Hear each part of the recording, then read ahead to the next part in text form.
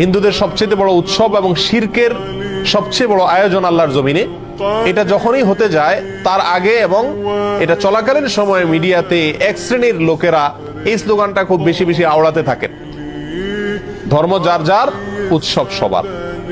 বড় আশ্চর্য লাগে, বিষয়টা যখন ধর্মীয় তাহলে এটার ব্যাখ্যা দিবে তো ধর্মীয় ব্যক্তিবর্গরা, কিন্তু ধর্মীয় বিষয়ে ব্যাখ্যা দিতে আসছেন রাজনীতিকরা, ধর্মীয় বিষয়ে ব্যাখ্যা দিতে আসছেন বুদ্ধিজীবীরা, যাদের ধর্ম সম্পর্কে কোনো ধারণাই নাই। এটা হলো সবচেয়ে বড় আশ্চর্যের বিষয়। একজন মুসলিমের জন্য হিন্দুদের দুর্গাপূজাতে কোনোভাবে অংশগ্রহণ করা জায়েজ কিনা, অনুমোদিত কিনা, এ বিষয়টি তো সিদ্ধান্ত দিবে ধর্ম বিশেষজ্ঞগণ, উলামা একরাম, কারণ বিষয়টা ধর্মীয়। অতএব এটা হলো একটা আশ্চর্যের বিষয়। দ্বিতীয়ত হলো, এই স্লোগানটার মতো অন্তঃসার শূন্য, অযৌক্তিক এবং হাস্যকর আর কোন স্লোগান হতে পারে না। এই স্লোগান যদি যৌক্তিক হতো, এটার যদি অন্তঃসার থাকতো, তাহলে তো এই স্লোগান মুসলমানদের ঈদের সময়, উৎসবের সময়ও আসতো। বলা হতো, হিন্দুদেরকে আহ্বান করা হতো, তোমরাও আসো, দোনো ঈদে অংশগ্রহণ করো।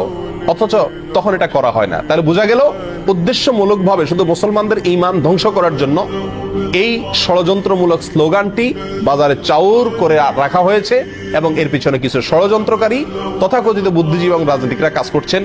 আমরা সকলেই জানি, কোরবানিদের সময় পাক ভারত উপমহাদেশের মানুষ সবচেয়ে বেশি পরিমাণে কোরবানি করে গরু। যদিও গরু ছাড়া অন্যান্য পশু কোরবানি করা যেতে পারে, যেহেতু মুসলমানদের কাছে গরু খাওয়া হালাল, বিধায় গরু কোরবানি করে আমাদের দেশের মানুষ বেশিরভাগ ক্ষেত্রে। আর এই জন্য কোরবানিদের মানুষ বলে অনেকে বকরা ঈদ। বাকারা শব্দ, বাকারা আরবি, বাকারা মানে গরু, সেখান থেকে বাকরা ঈদ বলে বা বকরি ঈদ বলে। বাকারা বা বকরি আরবি গরু থেকে, তার মানে গরুর ঈদ। ঈদটাই হলো গরু জবাই করে গরুর গোশত খাওয়া, বিতরণ করার উৎসব। তাহলে সেই কোরবানির ঈদে যদি হিন্দু ধর্মের লোকদেরকে আহ্বান করা হয় যে তোমরা আসো, গরুর গোশত খাও, তাহলে এটা তাদের জন্য অপমানকর হবে কিনা, তাদের জন্য কষ্টের হবে কিনা? কারণ তারা গরুকে পবিত্র মনে করে, গরুকে মা মনে করে, গরুকে পূজা মনে করে। সেখানে গরুর গোশত খাইতে যদি আসতে বলা হয়, তার মাবুদের, সে যাকে ইবাদত করে, পূজা করে, তার গোশত খেতে তাকে যদি আহ্বান করা হয়, তাহলে এর চাইতে বড় অপমানের আর কষ্টের কি হতে পারে?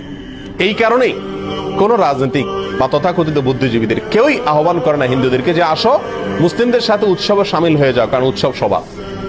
কেন? কারণ একজনের ধর্মীয় ইবাদত, একজনের ধর্মীয় উৎসব আরেকজনের জন্য বিপরীত হতে পারে।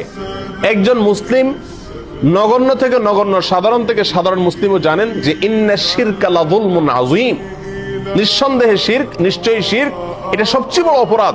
ইন্নাল্লাহা লা ইয়াগফিরু আন ইউশরাকা বিহি ওয়া ইয়াগফিরু মা দুনা যালিকা লিমান ইয়াশা। আল্লাহ সুবহানাহু ওয়া তাআলা তার সঙ্গে শিরক করলে এটা মাফ করেন না। আর শিরক ছাড়া অন্য যে কোনো গুনাহ আল্লাহ চাইলে যার জন্য ইচ্ছা তার জন্য কি করতে পারেন? ক্ষমা করতে পারেন।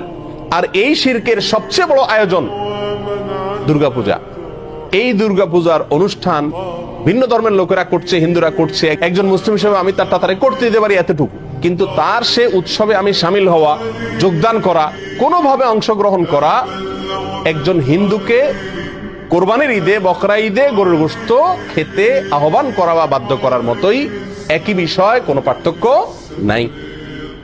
হিন্দুদের যে ধর্মীয় অনুভূতির কথা চিন্তা করে কোরবানির ঈদে তাদেরকে গরুর গোশত খেতে আহ্বান করা হয় না, ঠিক একই চেতনা থেকে, একই চিন্তা থেকে, একই লজিক এবং যুক্তি থেকেই মুসলমানদেরকে দুর্গাপূজা বা হিন্দুদের এই সমস্ত পূজার মধ্যে সামিল হওয়ার জন্য আহ্বান করা উচিত নয়।